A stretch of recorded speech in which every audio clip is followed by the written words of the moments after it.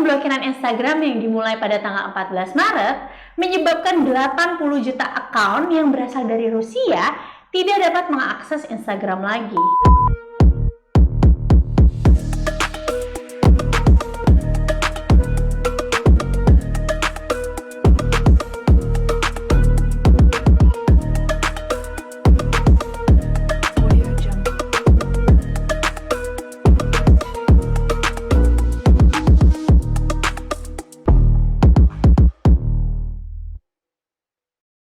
Setelah Facebook yang diblokir oleh Rusia, kini giliran Instagram. Hal ini bermula ketika Meta memberikan izin untuk mengemukakan ujaran kebencian dan juga kekerasan terhadap tentara Rusia dan juga Presiden Vladimir Putin.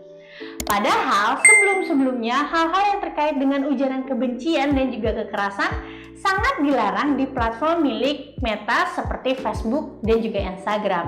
Nah, karena hal ini, Rusia menyebut Meta sebagai organisasi ekstremis. Aksi pemblokiran Instagram yang dimulai pada tanggal 14 Maret menyebabkan 80 juta akun yang berasal dari Rusia tidak dapat mengakses Instagram lagi.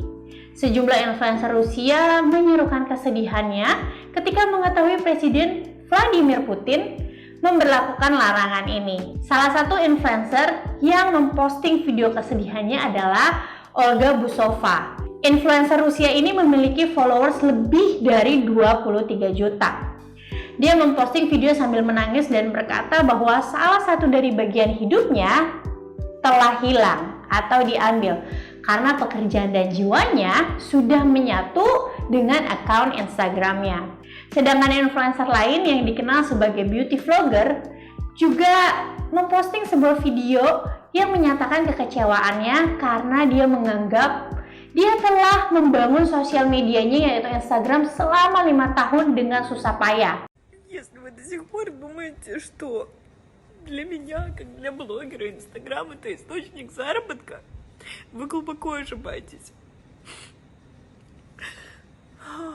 Dan juga dia berkata bahwa setiap bangun tidur, Instagram sudah menjadi rutinitas utamanya dan juga sumber penghasilannya.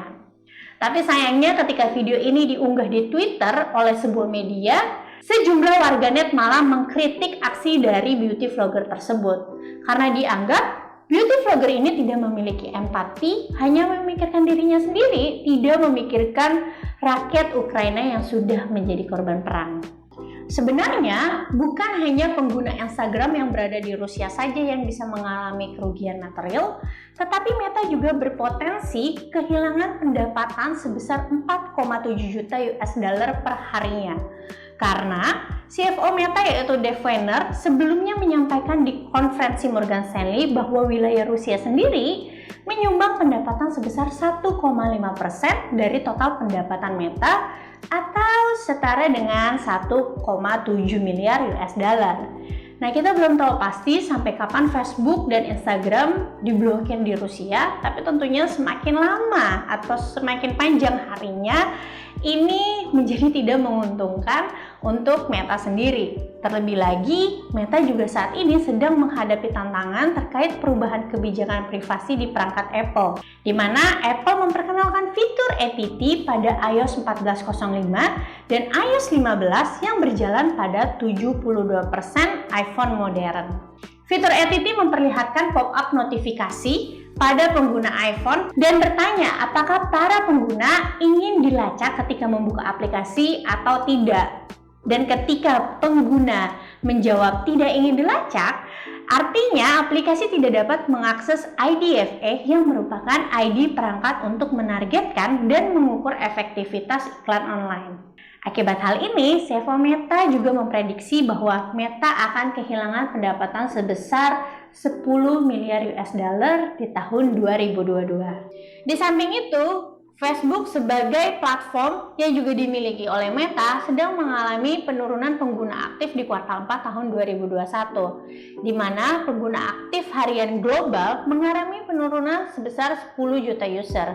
Bahkan nih di wilayah Amerika Utara, di mana wilayah ini adalah wilayah yang paling menguntungkan untuk Facebook, juga mengalami penurunan pengguna aktif dari 196 juta menjadi 195 juta. Perlu diketahui, Meta mendapat sekitar 97% pendapatannya dari iklan yang ditayangkan di platform sosial medianya. Sehingga penurunan pengguna aktif tentu akan mempengaruhi pendapatan Meta ke depannya. Selama lebih dari 1 dekade, Facebook terus mengalami pertumbuhan. Tapi saat ini, pengguna muda atau yang biasa disebut dengan konsumen masa depan iklannya justru lebih memilih platform seperti TikTok dan juga YouTube Google untuk sarana hiburan mereka dan juga membangun komunitas. Meta pun mengakui bahwa saat ini sedang menghadapi persaingan serius dengan aplikasi TikTok. Sebenarnya sih, Instagram milik Meta sudah memiliki fitur Reels untuk menjadi pesaing TikTok. Sayangnya, walaupun pertumbuhan pengguna Reels sangat pesat, tetapi untuk segi monetisasi itu sangat lambat. Meski begitu, Mark Zuckerberg yakin bahwa Reels memiliki potensi pertumbuhan engagement yang luar biasa besar ke depannya. Bak sudah jatuh tertimpa tangga, ternyata proyek Meta yang berkaitan dengan Metaverse dan virtual reality juga mengalami kerugian operasional sebesar 3,3 miliar US dollar. Dan ini membuat banyak pihak pesimis terhadap proyek Metaverse apakah akan sukses atau tidak.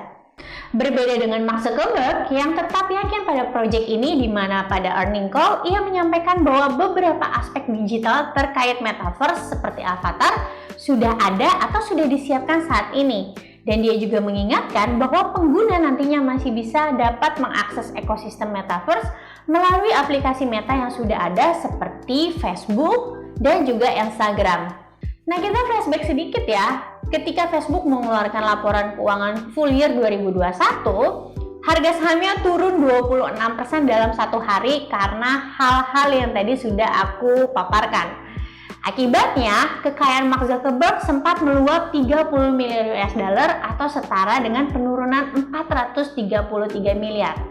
Menurut kamu, apakah tantangan-tantangan yang sedang dihadapi Meta saat ini akan berlangsung lama? Sehingga ini bisa menjadi tanda seperti catatan seorang analis yang bernama Moffett Nathanson yang berjudul Facebook, The Beginning of the End.